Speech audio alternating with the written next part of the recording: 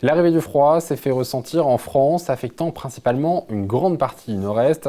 Ce matin, Météo France a mis en alerte jaune 60 départements pour des risques de neige et de verglas. Et jusqu'à demain, cet épisode n'est pas prêt de se terminer, n'est-ce pas, Julien ? Absolument, Antoine, nous entrons dans une période hivernale marquée, n'en déplaise à ceux qui aiment la chaleur. Les températures ont commencé à chuter durant le week-end et cette tendance va se poursuivre jusqu'à la fin de semaine, puisque la semaine qui arrive s'annonce rigoureuse avec plusieurs jours de gel consécutifs. Ce phénomène est dû à une vague de froid poussée par ce qu'on appelle le Moscou-Paris. Et alors, quelles sont les conséquences de cet épisode de froid sur les différents départements ? Eh bien, la journée de demain s'annonce comme la plus froide, voire la plus glaciale de toute la semaine. Selon Météo France, les prévisions de demain seraient environ 0 degré. C'est une moyenne nationale, mais pour nos températures locales, eh bien, les prévisions affichent moins 5 degrés à Chaumont, moins 4 degrés à Saint-Dizier et Bar-le-Duc, moins 3 degrés à Vitry-le-François.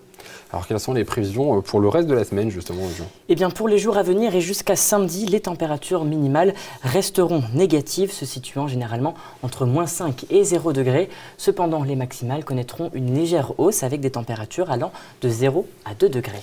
Et alors, quelles mesures sont prises face à ce froid ?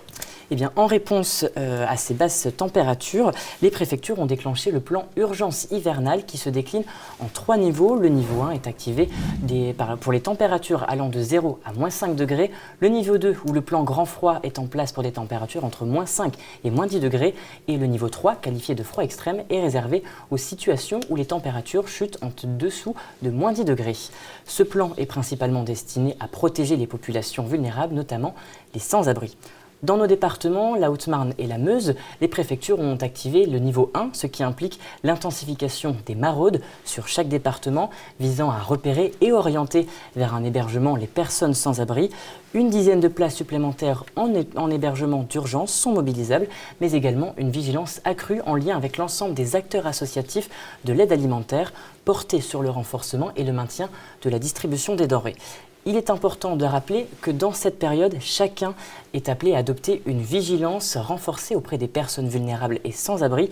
Toute personne identifiée comme telle doit impérativement être signalée ou appeler le 115. Le 115, donc un numéro d'appel d'urgence gratuit activé 24 heures sur 24. Merci beaucoup, Julien.